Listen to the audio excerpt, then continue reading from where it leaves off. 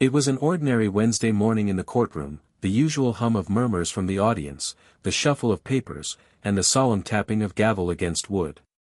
But today, something was different. Judge Veronica Hayes, a woman of immense presence, stood at the front, ready to begin her session. She was known for her sharp mind and unwavering dedication to the law, her reputation solidified by decades of service. Her dark brown eyes, framed by her short, cropped hair, held a commanding gaze. She never needed to raise her voice to be heard, her authority was felt in the stillness that preceded her every word. I had just entered the courthouse and was heading down the hall to my office when I caught sight of her, standing by the podium, addressing a case. As I walked closer, I noticed something unusual. Officer Steve Marshall, a tall, broad-shouldered man, was standing much too close to her.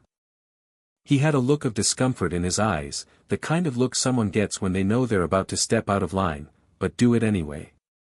Then it happened. Without any prior warning, Officer Marshall reached out and grabbed Judge Hayes by the arm, pulling her slightly toward him. The entire room fell silent. I could feel the air thicken with tension. "Judge Hayes," he barked in a tone that lacked respect, "you need to come with me." The shock of it took a moment to register. In the years I had known her, I had never seen anyone challenge her like this, let alone put their hands on her. The judge, for a brief second, remained still, her expression unchanged. "Officer Marshall," she finally said, her voice calm, but there was a weight to it that made it clear this wasn't something she was going to let slide. "Do you have any idea who you're speaking to?" He didn't respond. Instead, his grip tightened. That's when I knew things were about to escalate. The room was frozen in place, the sound of the air conditioning humming in the background, the only noise breaking the silence. Every eye in the courtroom was now on the confrontation. I saw a few people exchange confused glances, unsure of what they were witnessing. Judge Hayes slowly looked down at Officer Marshall's hand, still gripping her arm, and then back up at his face. Her jaw clenched, but her eyes were steady, they had that unwavering look, the one that told you she was about to put an end to whatever you were doing, no matter how long it took. "I suggest you let go of me, officer," she said again, her voice soft, but the weight behind her words could have crushed mountains. But Marshall didn't let go. His face flushed a little, as though he was trying to assert his power over her. The tension in the room continued to mount, and I could see people shifting uncomfortably, unsure whether they should step in. But no one moved. Everyone knew who she was. Judge Hayes was someone you didn't disrespect, especially not in her own courtroom. "Let go of me, now," she repeated, this time with a sharpness that cut through the room like a blade. Her eyes were locked on his, and for a moment, it seemed like she was waiting for something. Without warning, she yanked her arm free from his grip, pushing past him with a swift motion. The officer took a step back, momentarily stunned. His face twisted into something I could only describe as embarrassment and frustration. But there was something deeper in his expression, something that was hard to place. Was it fear? Anger? Or something else? "Excuse me, officer," she said, her voice now icy cold. "You'll leave this courtroom immediately. Do you understand?" Marshall's jaw tightened. He opened his mouth as though to say something but closed it again. He looked around, realizing that the eyes of everyone in the room were on him. He had just crossed a line, and now, he was the one who was vulnerable. Officer Marshall stood there for a moment, rooted to the spot. His face was red now, but it wasn't just from the physical exertion of gripping Judge Hayes. It was something deeper, something more personal. I could tell he didn't expect her to fight back. He expected to intimidate, to impose his authority, and she had just torn that away in a matter of seconds. But Judge Hayes wasn't done. "I'll make sure your actions are reported to your superiors," she added, her voice calm but laced with authority. "You've overstepped. I suggest you leave now before this becomes something much worse for you." Marshall's lips tightened into a thin line. He was caught between pride and the dawning realization that he had made a huge mistake. Slowly, As if trying to maintain some semblance of control, he backed away. The room held its breath. "I'll be reporting this," he muttered, his voice barely audible as he turned toward the exit. The room didn't move for a long while, everyone still processing what had just happened. It wasn't just that a cop had overstepped, it was that Judge Hayes, a woman of power and dignity, had been disrespected in front of everyone. And now, she was holding the line. The silence broke as she turned back to the courtroom, her expression unchanged. "Proceed," she said simply, as if nothing had happened. But things had changed. As the proceedings resumed, I couldn't help but feel a shift in the atmosphere. The room wasn't just tense anymore, it was charged. The usual respect people had for authority was gone, replaced by something else, something electric. I could see whispers passing between some of the lawyers and witnesses, eyes occasionally darting to the door where Marshall had just exited. There was no denying it, what had happened would follow them all long after that day. It was no longer about the case that had been on trial, it was about what just went down in the courtroom. And the aftermath was just beginning. Later that afternoon, the whispers in the courthouse grew louder. By the time I left for the day, everyone was talking about it. Some were in shock, others were in disbelief. Judge Hayes had handled the situation with grace, but what was really troubling everyone was the fact that an officer had dared to lay hands on a judge, especially one as respected as her. As I walked out of the courthouse, I caught sight of a few officers clustered together in the parking lot, talking in low voices. I could hear snippets of their conversation as I passed by, they weren't discussing the case anymore. They were talking about her. Judge Hayes. The way she had stood up to Marshall. How the hell had he thought it was okay to do what he did? I overheard one officer say, "Marshall's gonna pay for this. No way this goes unnoticed." It was clear that something big was about to unfold. The usual sense of security that law enforcement and the courts maintained was now in question. Marshall's actions had rattled that foundation. By the time I got home that evening, I found myself glued to the news. It was all over the local headlines. The story of a judge and an officer in a public confrontation, with the officer being the one who overstepped. The story painted Marshall as the antagonist, but I had no doubt this wasn't the end of it. Not by a long shot. The next morning, I woke up to the buzz of my phone. A flood of notifications lit up my screen. Judge Hayes stands firm in the face of aggressive officer, now under investigation. Even the national news had picked up on it. It wasn't just about an officer crossing the line anymore. This was a story about power dynamics, respect, and the line between authority and abuse. And Marshall wasn't the only one being scrutinized. People were now questioning the system as a whole. How many other officers had crossed similar lines without anyone noticing? By the afternoon, news broke that Officer Marshall had been placed on administrative leave, pending an internal investigation. But the real bombshell came shortly after. Judge Hayes had announced she would be making a formal statement to the media later that day. It was clear. The aftermath had only just begun, and the stakes were much higher than anyone had imagined. By the time the press conference was scheduled, the courthouse was buzzing with anticipation. Everyone knew this wasn't just about Officer Marshall anymore. This was about Judge Hayes taking back control, making sure her integrity was intact, and showing the world that no one, not even someone in law enforcement, was above the law. I stood among the reporters, trying to get a good spot to catch her words.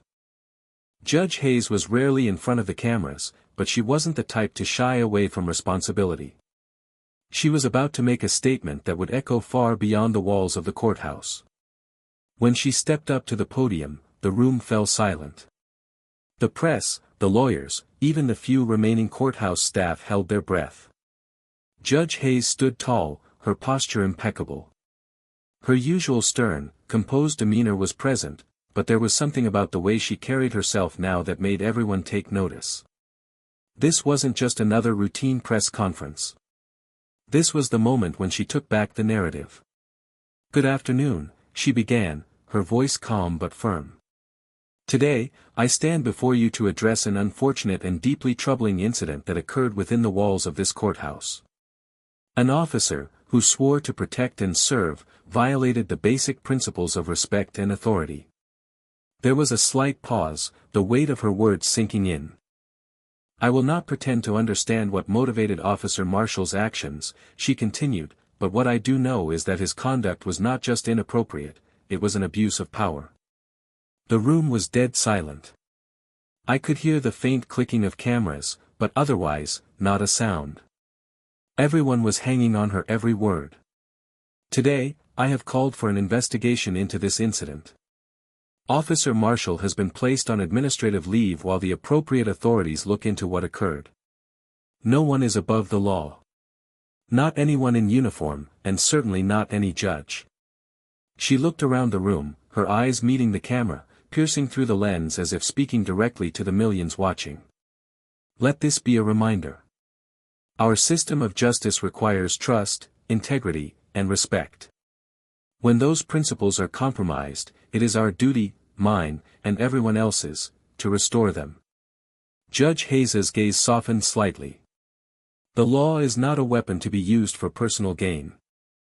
It is not a tool for intimidation.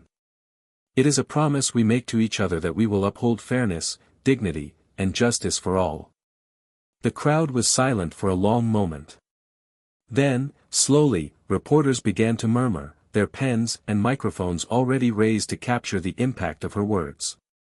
But Judge Hayes wasn't done yet. I am confident the investigation will reveal the truth of what happened today.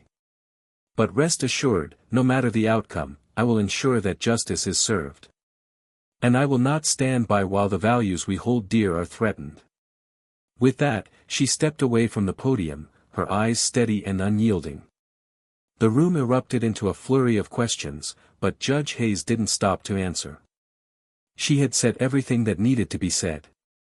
The storm had only just begun, but it was clear now, she wasn't backing down. The media frenzy that followed Judge Hayes's press conference was unlike anything anyone had seen before. Her words had struck a chord not just within the courthouse but across the entire nation. News outlets were running her statement on loop. Everyone from local reporters to national anchors was dissecting every syllable she had spoken. But the most telling part was how it had sparked conversations about the bigger picture. Across social media, hashtags like #JusticeForJudge Hayes and #NoOneAboveTheLaw started trending. People were no longer just talking about one incident, they were talking about a system that, for too long, had allowed power to be abused and unchecked. It was as if her actions had cracked open a door to a much larger conversation about authority, accountability, and justice in this country. But while the public rallied behind her, things behind the scenes were rapidly shifting. Inside the courthouse, staff members were uneasy.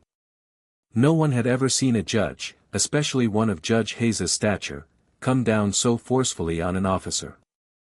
The courthouse staff had always prided themselves on maintaining professionalism, but now there was an undercurrent of uncertainty. Would the investigation reveal more than just an overzealous officer? Would it start pointing to systemic issues within law enforcement that no one wanted to acknowledge? I overheard a conversation between two of the clerks in the break room. They were discussing the possibility of other officers being involved, not physically, but in covering up the officer's behavior or, worse, enabling it.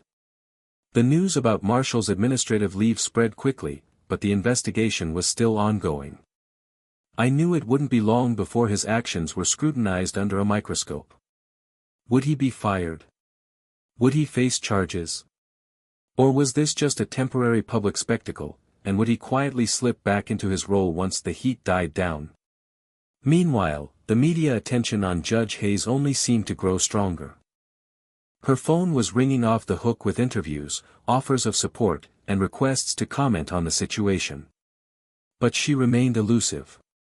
She knew how to handle the spotlight, but she also knew when to step back and let the wheels of justice turn on their own. But despite the pressure, despite the stories filling the airwaves, Judge Hayes remained calm. She continued with her daily duties, still carrying out her responsibilities without flinching. It was clear that she was determined not to let this moment define her. The situation, however, was evolving into something that felt much bigger than any of us had anticipated. It wasn't just about one officer anymore, it was about a national conversation that had been long overdue. And as the days passed, one thing became undeniably clear: the outcome of this case would have lasting ramifications, not only for Officer Marshall but for the entire criminal justice system. A week had passed since Judge Hayes's powerful statement, and already, the tension in the air had thickened. The national conversation had shifted dramatically. What started as a solitary incident involving one officer had now morphed into a broader discussion on systemic issues within law enforcement.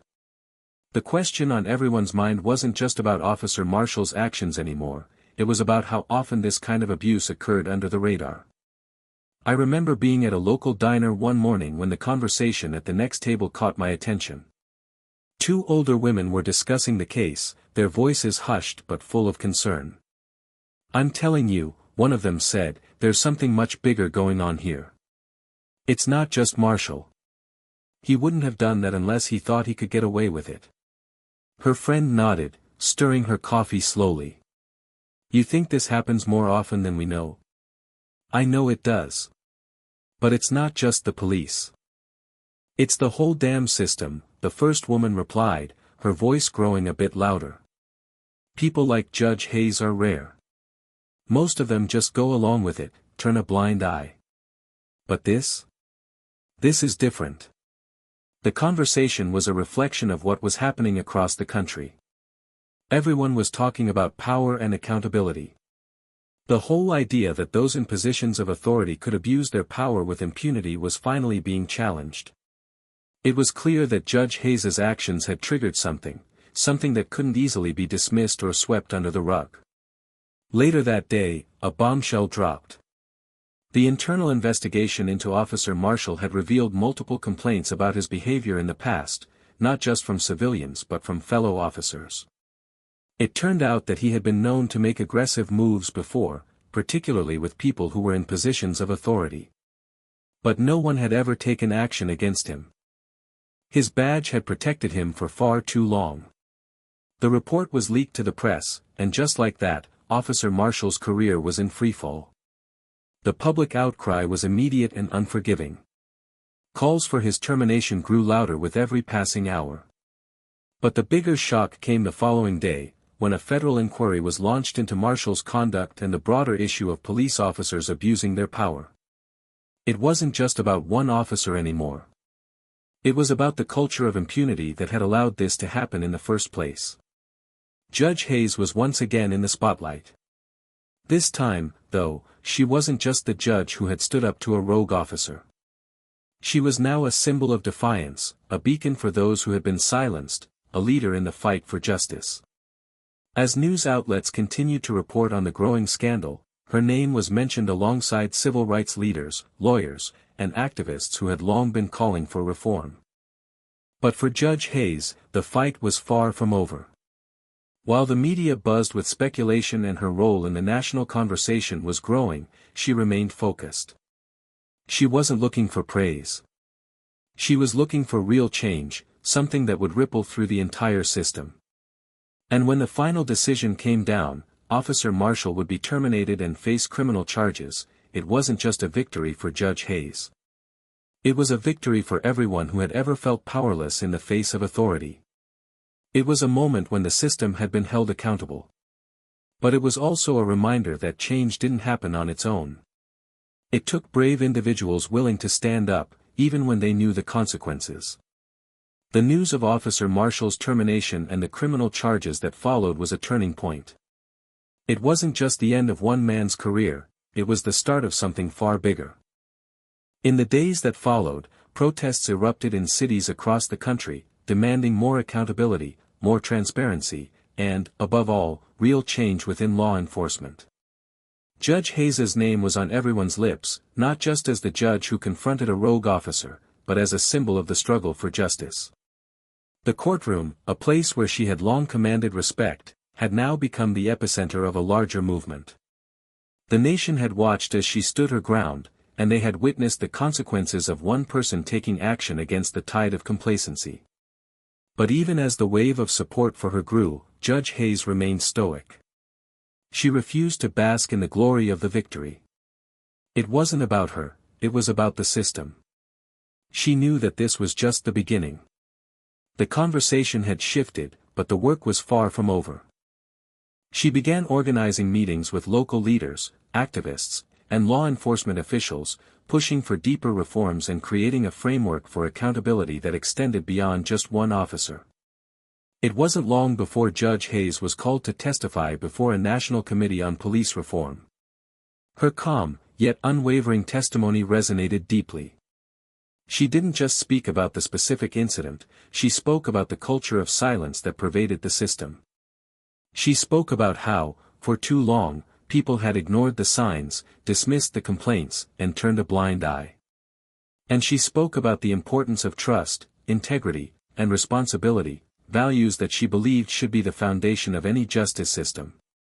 As the months passed, real changes started to take shape. Officers were held more accountable, and new policies were put in place to ensure that no one in a position of authority could escape scrutiny. But Judge Hayes knew that change wasn't just about laws, it was about shifting the way people thought. It was about instilling a sense of responsibility in every officer, every judge, every member of the system. Her actions had set the stage for something much larger than anyone had initially realized. The way people viewed authority had shifted. Trust had been broken, but it was also being rebuilt, one small step at a time.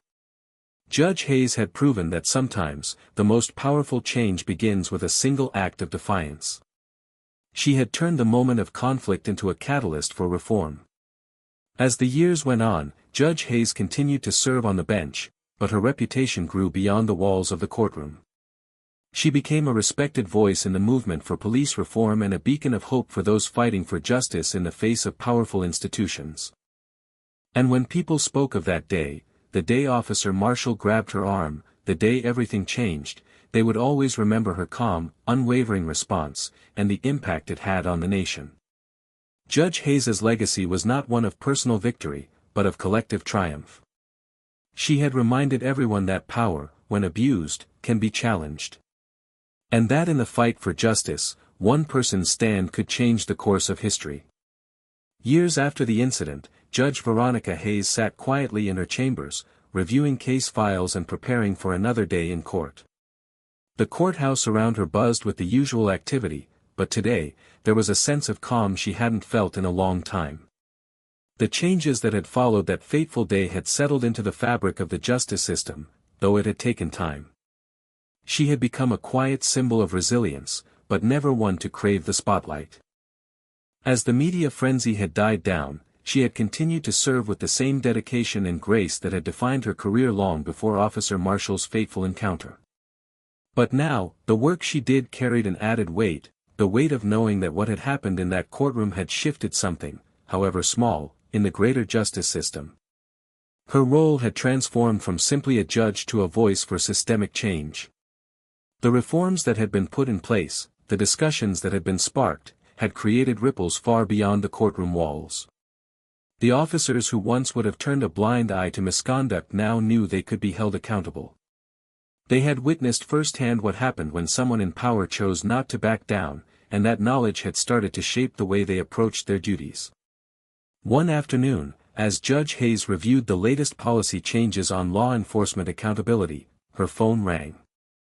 It was a familiar voice on the other end, a young attorney she had mentored years ago. They exchanged pleasantries, but then the conversation shifted. "Judge," the attorney began, "I just wanted to thank you for everything. I know you don't like to talk about it, but what you did, it changed everything. It gave us a voice. It gave us hope." Hayes paused, taking in the words. The weight of everything that had transpired in the years since that moment in court wasn't lost on her. She had never set out to become a figurehead for reform. She had simply done what she thought was right in the moment. But now, as the attorney's voice crackled with emotion on the other end, Hayes couldn't help but reflect on how far things had come. "I did what needed to be done," Hayes replied, her voice steady as always. "But this work is bigger than any one of us. It's bigger than me. It's about all of us doing our part. The attorney chuckled softly. You've done your part. And then some. Later that evening, as Hayes left the courthouse, she couldn't help but think back to that day, the day Officer Marshall had crossed the line. The courtroom had never felt more alive than in that moment, and yet, as the years passed, it became clear that the true power of that confrontation wasn't just in the courtroom. It was in the conversations it had sparked, the reforms it had initiated, and the lives it had impacted. Judge Veronica Hayes had reminded everyone, including herself, that real change doesn't always come in grand gestures. Sometimes, it begins with a single stand against injustice, no matter how daunting the consequences. And that, in the end, is what left the most lasting impression. As she stepped into her car and drove home, Hayes glanced out the window at the peaceful city streets.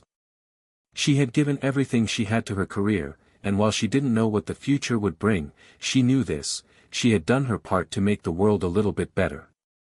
And sometimes, that's all we can do. The legacy she had created, though unintentional at first, was one that would echo in the halls of justice for years to come, a reminder that standing up for what's right is the most powerful thing any of us can do.